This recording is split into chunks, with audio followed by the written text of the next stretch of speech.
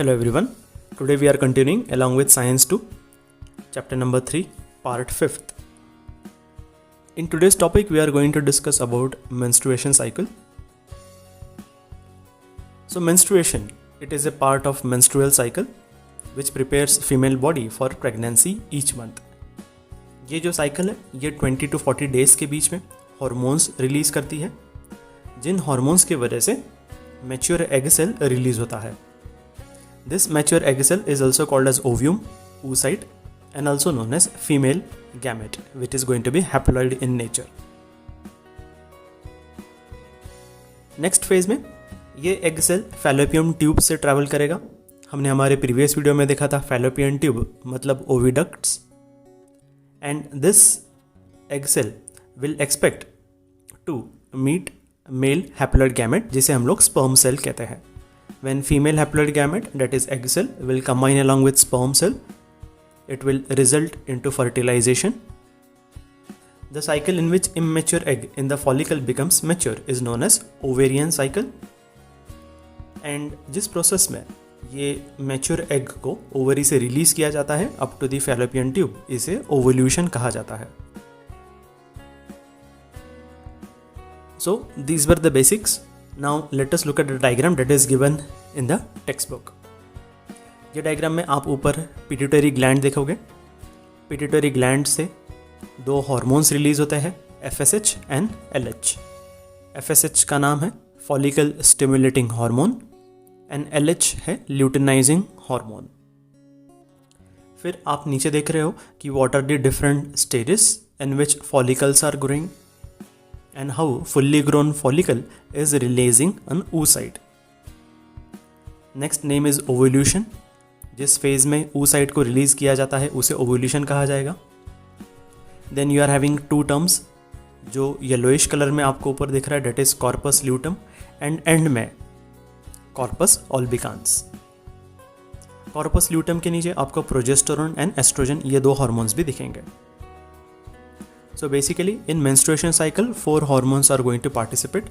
FSH follicle stimulating hormone, LH that is luteinizing hormone, progesterone and estrogen.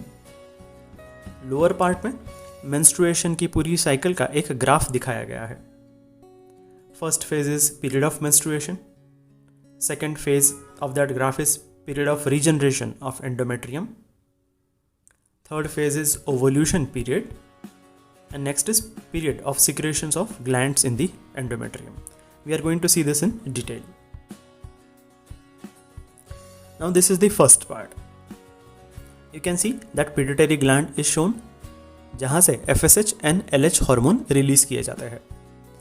FSH is follicle stimulating hormone and LH is luteinizing hormone.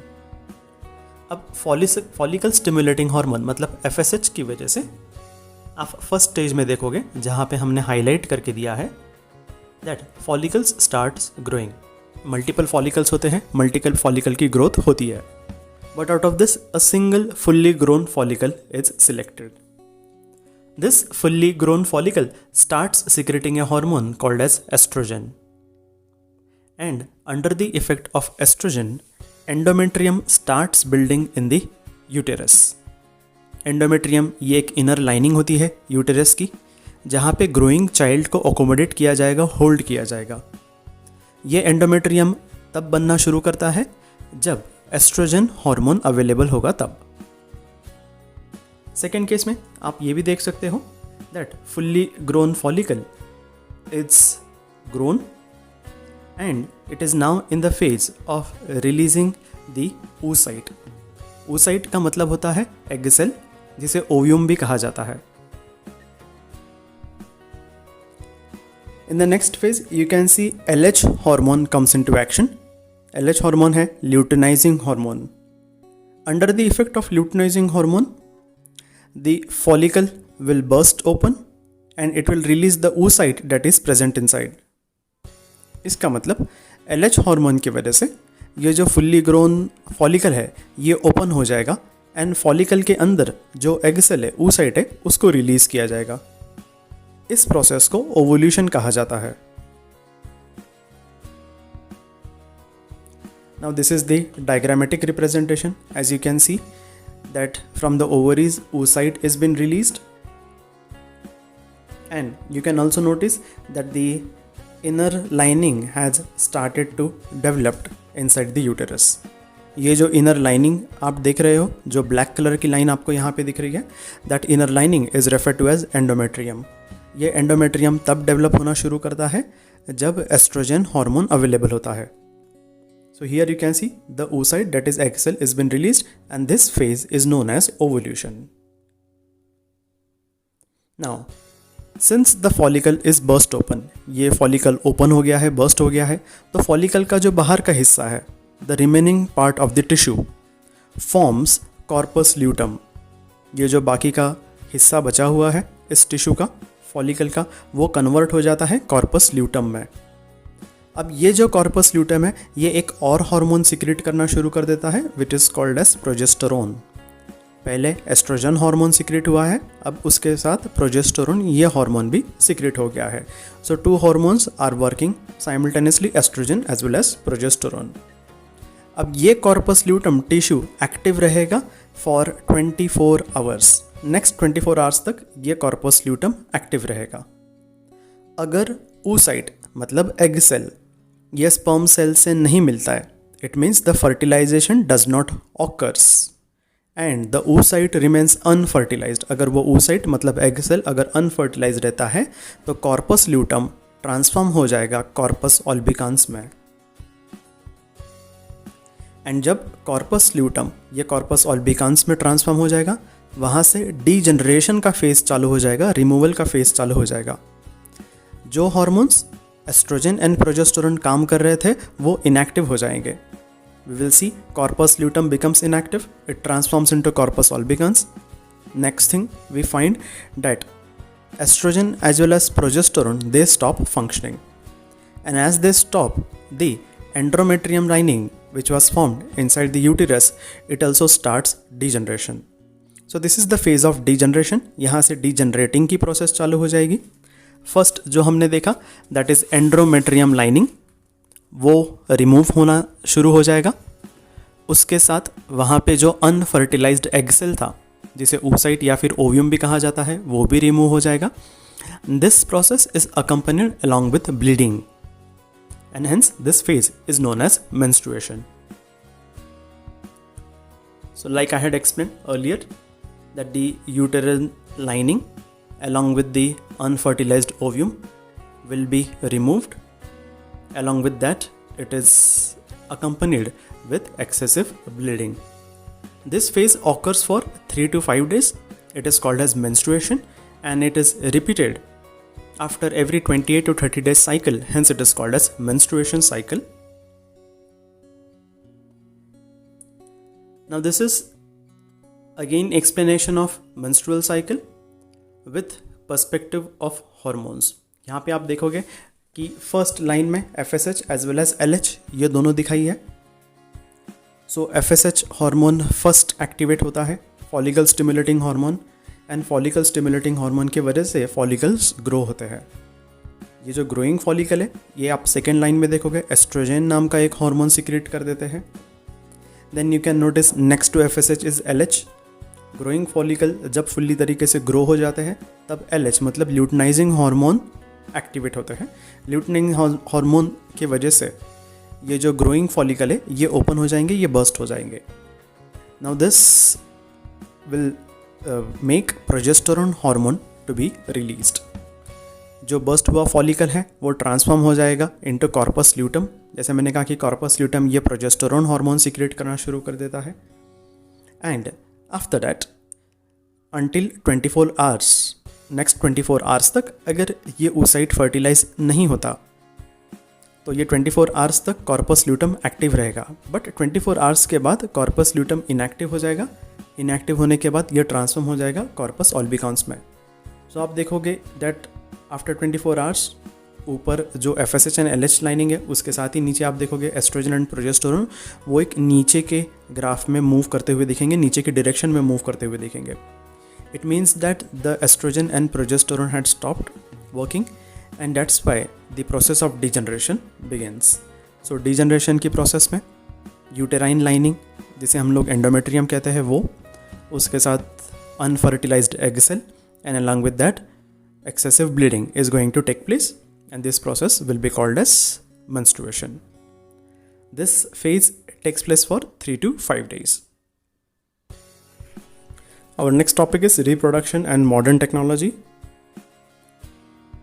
So first we will see why modern technology is required in reproduction. So it is required due to certain problems which are faced by childless couples. So ये क्या problems है हम लोग देखेंगे. So first we will try to classify them into two categories: problems which are faced by women and problems which are faced by men. First, in case of women, irregularity in menstrual cycle. अभी हमने देखा कि menstrual cycle it requires around 28 to 30 days for repetition. However, in some cases there are irregularities. Difficulties in oocyte production. ये जो ovum release किया जाता है, egg cell release किया जाता है, mature egg cell, it also faces some type of difficulty. Obstacles in oviduct, fallopian tubes की जो width होती है sometimes वो कम होती है, जिसके वजह से ओव्यूम मतलब एग सेल fallopian tube से ट्रैवल नहीं कर पाता properly. Difficulties in implantation in uterus. Uterus sometimes is not able to hold on to that fertilized egg cell, and so on. And there are many reasons which are responsible for this. Similarly, in case of men, due to lifestyle or some other concerns, semen में sperm cells का count कम होना, sperm cells का travelling slow होना, and anomalies in the sperm cells, उसके structure में anomalies हो सकती हैं, are the reasons in the case of males. And that's why we require various type of modern techniques which are provided by today's technological advancements.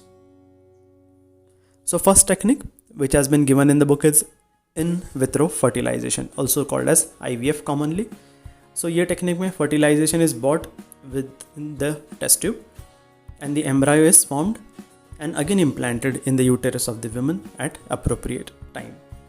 So क्या होता है इस technique में? Let's see. So this is a appropriate diagram explaining everything in the detail. So when oocyte is released in the fallopian tube, it is extracted. वहाँ से extract किया जाता है, remove किया जाता है with the help of a device. And sperm cells, even they are captured outside the male body from the male parent through a device. Then within a test tube, एक test tube में ovum मतलब egg cell के अंदर एक healthy sperm cell को inject किया जाता है, and the fertilisation is occurred externally. As the fertilisation is occurred externally, embryo will be formed externally and this embryo will further start developing. एक certain stage में जहाँ पे ये एम्ब्रायो का प्रॉपर डेवलपमेंट हो जाता है, वहाँ पे at that stage this embryo is again implanted or rather injected into the uterus.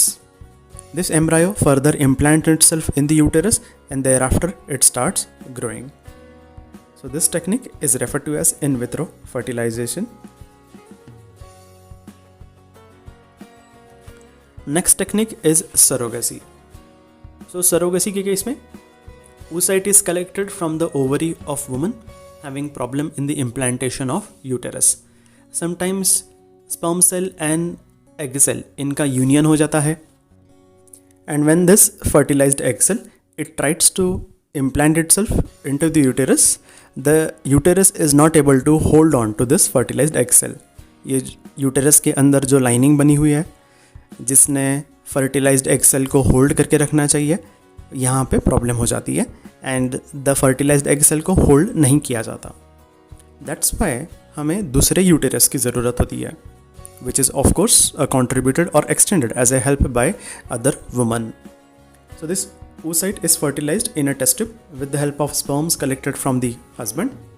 The embryo formed from such fertilization is implanted in uterus of some other woman. इसका मतलब जो technique हमने in vitro fertilisation में use की वही यहाँ पे होने वाली है. Sperm cell is captured outside male parent. oocyte और egg cell is captured outside from a female parent. इनका यूनियन मतलब फर्टिलाइजेशन किया जाता है टेस्ट ट्यूब में फर्टिलाइज्ड एग सेल मतलब ये जो जाइगोट है जो आगे एम्ब्रायो बनने वाला है, ये एम्ब्रायो को इम्प्लांट किया जाएगा into uterus of some other woman, कोई दूसरे वुमन के यूटेरस में इसको इम्प्लांट किया जाएगा। Now this technique is called as surrogacy and that women जिनके यूटेरस में ये एम्ब्रायो इम्प्लांट किया जाएगा उन्हें कहा जाएगा सरोगेट मदर। सो सरोगेसी के दो टेक्निक्स हैं, यहाँ पे आप देख सकते हो, एक ट्रेडिशनल एंड गेस्टेशनल। जो ट्रेडिशनल है उसमें स्पर्म सेल डोनेट किया जाता है मेल पेरेंट से एंड एग सेल भी एग सेल डोनेट किया जाएगा फ्रॉम द वुमन जिनके यूटेरस में चाइल्ड ग्रो होने वाला है। हाउएवर गेस्टेशनल में स्पर्म सेल डोनेट किया जाएगा from male parent, egg cell donate किया जाएगा फ्रॉम फीमेल पेरेंट। इनका यूनियन मतलब फर्टिलाइजेशन किया जाएगा टेस्ट ट्यूब में एंड फाइनली ये जो बना हुआ एम्ब्रायो है, फर्टिलाइज्ड एग सेल है, इसको इम्प्लांट किया जाएगा into the uterus of some other woman. This woman will be referred to as surrogate mother.